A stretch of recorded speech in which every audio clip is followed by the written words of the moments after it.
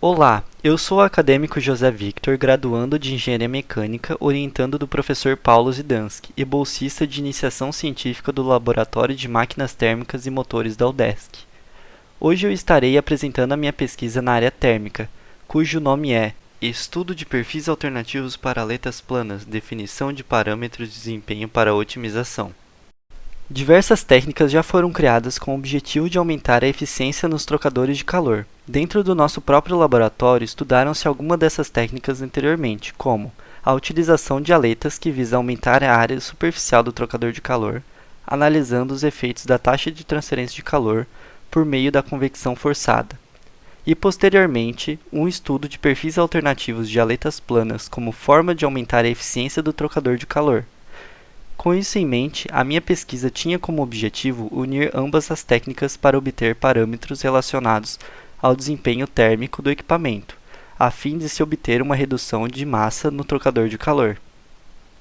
As aletas utilizadas são de alumínio puro e as mesas utilizadas por Hauber.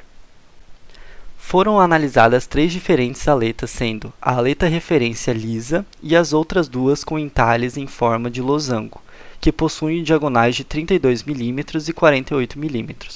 Analisando a influência da taxa de transferência de calor em cada um dos tipos de aletas. Os valores dimensionais dos trocadores de calor e entalhes foram retirados do trabalho de Hauber e foram utilizados como referência para obtenção dos valores de velocidade e temperaturas do escoamento e dos tubos do trocador de calor. Para o procedimento experimental, também obtidas por Hauber, se deu da seguinte forma. A velocidade do fluxo e sua temperatura na entrada são medidas com um anemômetro digital colocado dentro da seção teste. As temperaturas da superfície dos aquecedores foram lidas através de um data logger por termopares do tipo K, que também foram soldados nos aquecedores. Considerando que não existe resistência de contato na solda, por se tratar do mesmo material, os valores da resistência R e tensão V foram medidos diretamente, utilizando o multímetro digital. Para garantir a repetitividade das medições, Hauber fez 2 medições experimentais para cada diferente tipo de aleta. Os dados utilizados para o desenvolvimento da pesquisa foram a temperatura e velocidade do escoamento do ar dentro do túnel de vento e a temperatura superficial dos aquecedores para cada trocador de calor experimentado, como também as resistências usadas para o mesmo, junto com a tensão média da rede elétrica e o fator de potência. Com o fim das medições experimentais, dá-se o início a um processo iterativo nas simulações numéricas para obter o coeficiente convectivo médio, a eficiência da superfície aletada e o calor trocado por cada aleta. Primeiro arbitra-se um valor para H. No caso, utilizamos como base os valores de Gonzalez. Depois calculava-se os calores QS, QF e Qmax. Com isso, obtínhamos o calor total e, por fim, a eficiência da superfície aletada. Sabendo o U do problema, achava-se um novo H e calculava-se o erro relativo φ, e comparava-se ele com a tolerância estipulada para H.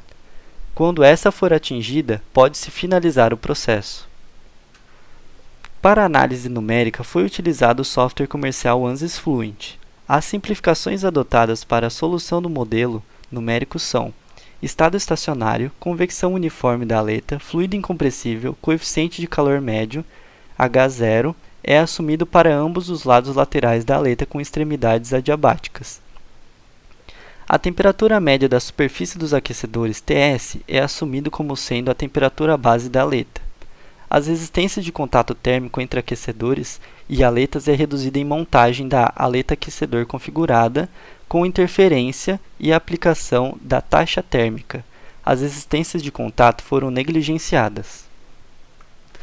O processo numérico foi validado verificando-se quantas iterações e número de elementos eram necessários para a convergência do número de Nusselt. Esta análise foi realizada utilizando dados experimentais do trocador de calor com aletas de referência a uma velocidade de 7,2 metros por segundo, onde 4 iterações foram avaliadas para cada tamanho de malha. Pode ser visto aqui que, a partir da 4ª iteração, onde o número de Nusselt apresenta uma variação mínima de 0,07%.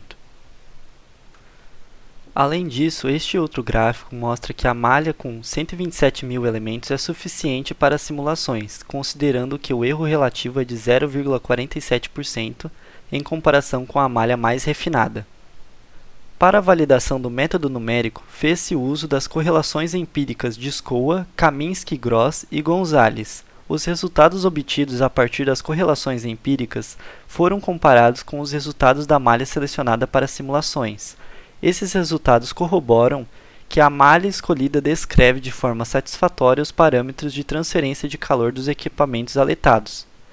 O maior desvio relativo obtido foi de 8,4% em relação à correlação empírica de Kaminsky-Gross para uma faixa de Reynolds de 30.000.